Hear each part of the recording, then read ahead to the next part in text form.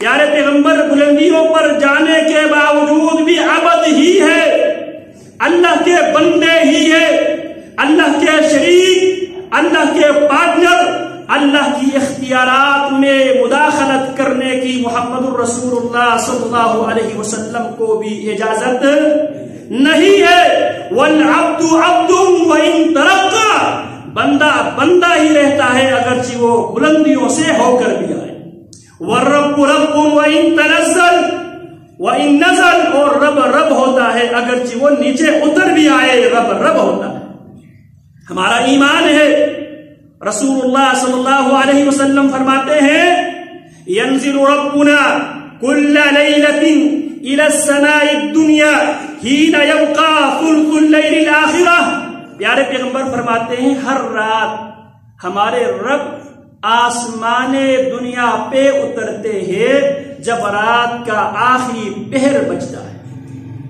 تو رب رب ہوتا ہے، اگر نیچے بھی آئے رب رب ہوتا ہے، بندہ بندہ ہوتا ہے۔ وَإِن تَرَقَّى، اگر وہ بلندیوں کو چھو بھی لے وہ بندہ ہی ہے۔ اسی لیے اللہ رب العالمین نے اس واقعے کو بیان کرتے ہوئے لفظ عبد کا استعمال کیا تاکہ کوئی آدمی پیارے پیغمبر علیہ السلام کی محبت کے عنوان سے اللہ کی نبی علیہ السلام کو آپ کے حدود سے نکال کر اللہ کی حدود میں داخل نہ کر دے۔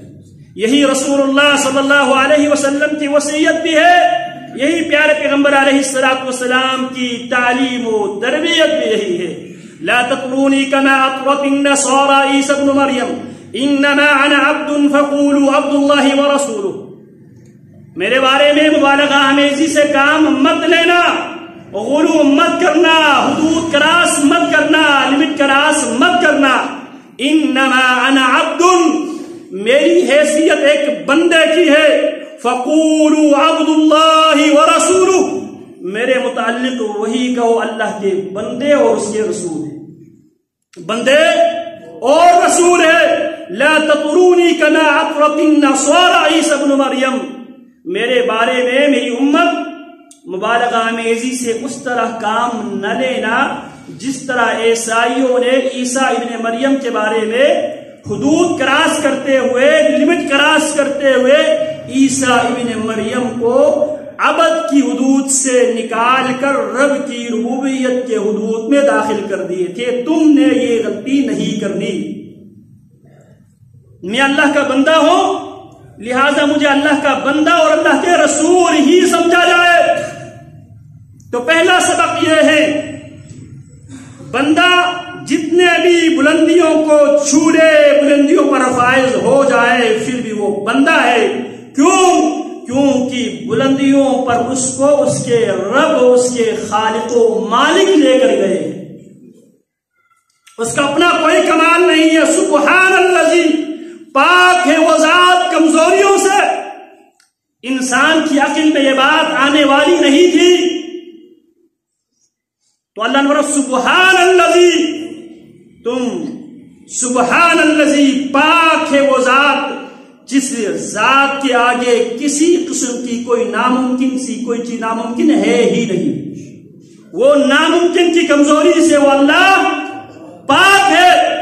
اسرا، جس نے رات کے کچھ حصے میں جس ذات لے کر گئی، بعبدہ ہی، اپنے بندے کو بلندیوں سے ہو کر آنے کے باوجود محمد الرسول اللہ رب کے بندے ہیں اور رب کے رسول ہیں۔ اور یہی ابھی تعلیم دیا گیا نماز میں بھی، وَأَشْهَدُ أَنَّ مُحَمَّدًا عَبْدُهُ وَرَسُولُهُ، میں اس بات کی گواہی دیتا ہوں محمد الرسول اللہ صلی اللہ علیہ وسلم اللہ کے بندے اور اس کے رسول ہیں۔ پہلا سبق، پیارے پیغمبر علیہ السلام بلندیوں سے ہو کر آنے کے باوجود، 14 طبق کے اوپر سے ہونے کے باوجود اللہ کے بندے ہی ہیں۔ اس حوالے سے ذہن کلیئر ہے۔ دوسری بات، جناب رسول اللہ صلی اللہ علیہ وسلم کی پہلی ملاقات ہوتی ہے جناب آدم ابو البشر علیہ السلام سے۔ اس کی حکمت یہ بیان کی جاتی ہے، رسول اللہ صلی اللہ علیہ وسلم کو یہ بتا دیا گیا جس طرح جناب آدم علیہ السلام کو جنت سے نکال کر ہم نے زمین میں آدم علیہ السلام سے پہلے جو مخلوق وہ رہتی تھی اس مخلوق کی جانشین بنایا۔ عموماً لوگ جناب آدم علیہ السلام کے حوالے سے جہالت پر مبنی یہ باتیں سرعام لوگ کرتے ہیں، انی جاعل فی الارض خلیفہ، میں زمین میں اپنی کوئی جانشین بنانے والا ہوں۔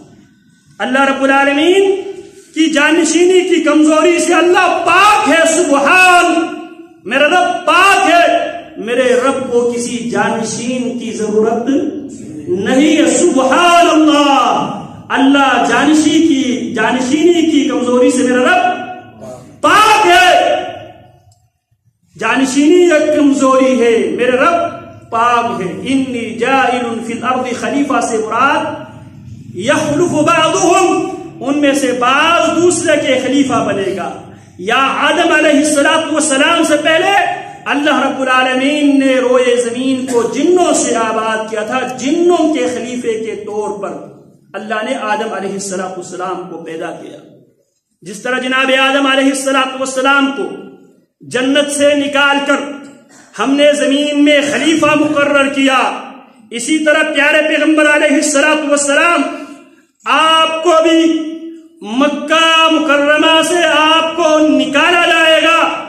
مکہ سے نکلنے کے بعد آپ کو پورے جزیرۃ العرب اس کے آپ کو حاکم بنایا جائے گا۔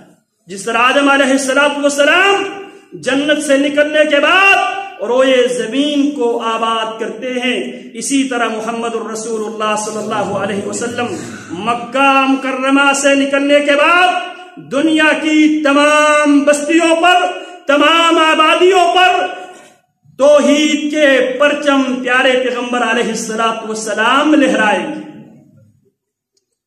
تو جناب آدم علیہ السلام سے آپ علیہ السلام کی ملاقات اس بات کی طرف اشارہ تھا، جس طرح آدم علیہ السلام کو جنت سے نکالنے کے بعد ہم نے زمین میں خلیفہ منتخب کیا، اسی طرح آپ کو بھی مکہ مکرمہ سے نکالنے کے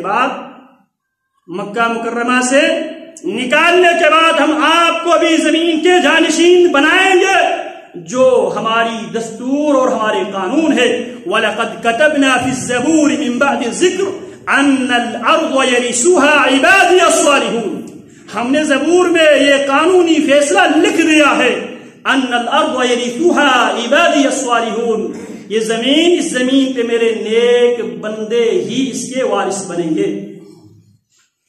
اور یہ اس بات کی طرف بھی اشارہ ہے، جناب آدم علیہ السلام کو جنت سے نکالنے پر ابلیس نے ایک کردار ادا کیا تھا، اسی طرح محمد الرسول اللہ صلی اللہ علیہ وسلم کو مکہ مکرمہ سے جس رات پیارے پیغمبر علیہ السلام نکل رہے تھے، سیرت نگاروں نے لکھا ہے، آپ نے علماء سے سنا ہوگا، دار الندوہ میں مشرکین مکہ کے لوگ میٹنگ بلاتے ہیں، اور اس میٹنگ میں ایک نجدی بابا کی شکل میں شیطان بھی اس میں حاضر ہوتا ہے،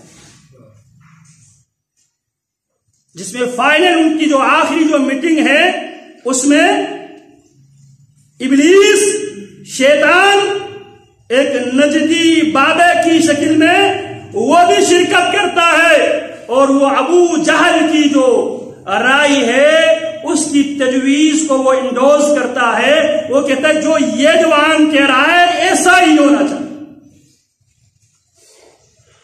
اسی طرح دوسرے آسمان پہ پیارے پیغمبر علیہ السلام کی ملاقات ہوتی ہے، سیدنا عیسیٰ ابن مریم اور یحییٰ ابن زکریا علیہ السلام سے۔ یہ اس بات کی طرف اشارہ تھا کہ اللہ کے حبیب یہودی جس طرح عیسیٰ ابن مریم علیہ السلام کو قتل کرنے کی یہودی کوشش کرتے رہے، پیارے پیغمبر آپ کو بھی یہودی قتل کرنے کی